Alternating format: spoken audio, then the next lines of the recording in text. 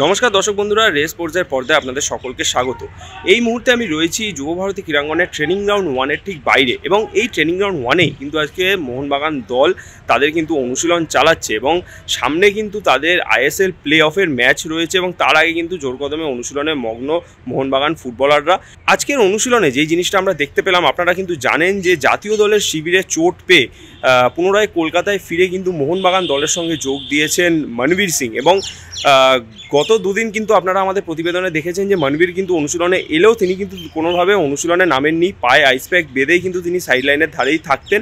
কিন্তু আজকে যেই জিনিসটা দেখা গেল সেটা কিন্তু মোহনবাগান জনতাকে একটু হলেও স্বস্তি দেবে। তিনি কিন্তু মোহনবাগান দলের ফিজিক্যাল ট্রেনারের তত্ত্বাবধানে সাইডলাইনে কিন্তু নিজের রিহ্যাব শুরু করেছেন। এবং যেটা আপনারা আমাদের প্রতিবেদনে কিছুদিন আগে দেখেছিলেন যে মোহনবাগান সূত্র মারফত কিন্তু জানা গিয়েছিল যে মনবীর সিংয়ের কিন্তু পুরোপুরি সুস্থ হয়ে উঠতে 7 থেকে 10 দিনের মতন সময় লাগবে, এবং সেই মতোই কিন্তু দেখা যাচ্ছে যে মনবীর কিন্তু নিজেকে দ্রুত প্লে অফের আগে সুস্থ করে তোলার কিন্তু প্রস্তুতিতে নেমে পড়েছেন।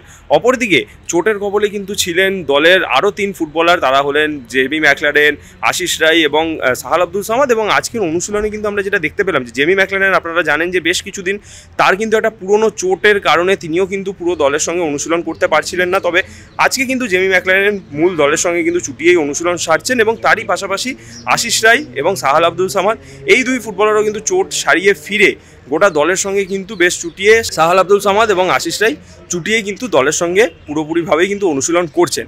চলুন দেখে নেওয়া যাক আজকে অনুশীলনে ফুটবলারদের আসার কিছু মুহূর্ত।